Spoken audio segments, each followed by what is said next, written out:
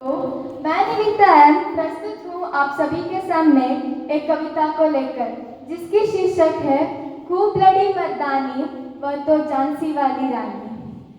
सिंहासन हिल उठे, राजवंशों ने भ्रुकुटी ठानी थी, बूढ़े भारत में आई फिर से नई जवानी थी। घूमी हुई आजादी की कीमत सबने पहचानी थी, दूर फिरंगी को करने की सबने मन में ठानी थी। चमक उठी सन 57 में वह तलवार पुरानी थी, खूब लड़ी मर्दानी वह तो झांसी वाली रानी थी। कानपुर के नाना की मुख से सुनी कहानी थी, खूब लड़ी मर्दानी वह तो झांसी वाली रानी थी। महलों में रहने वाले वह चंडी बनकर लड़ती थी, उसकी तलवार के आगे खुद मौत भी डरती थी।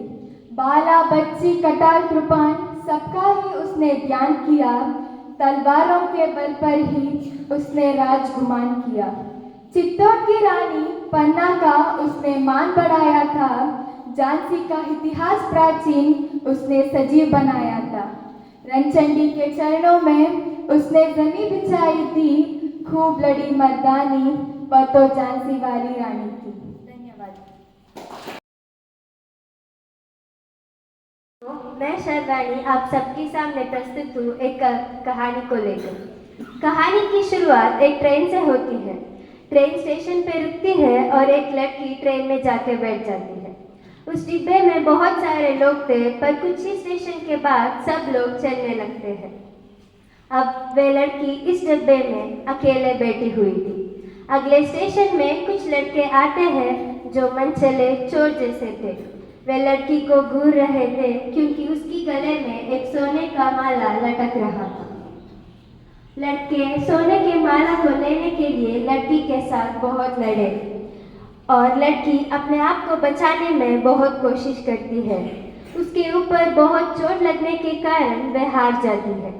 लड़की पुलिस से शिकायत कर दे, इस डर से लड़कों ने लड़की को चलती हुई ट्रेन से फेंक देते हैं।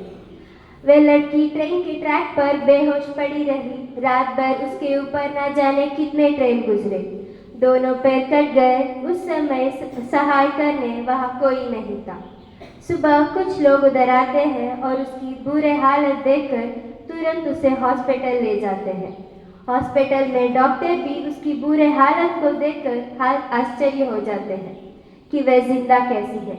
बहुत दिनों बाद उसे होश आया और जब उसे पता चला उसकी दोनों पैर नहीं हैं, उस समय वो बहुत रोने लगी।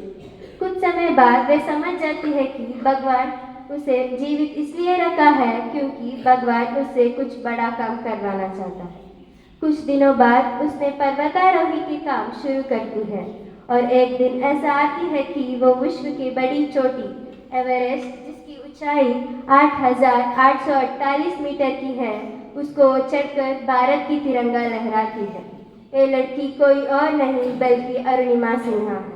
इसकी कहानी से हमें ये पता चलता है कि विषम परिस्थिति में हमें हार नहीं माननी चाहिए। धन्यवाद।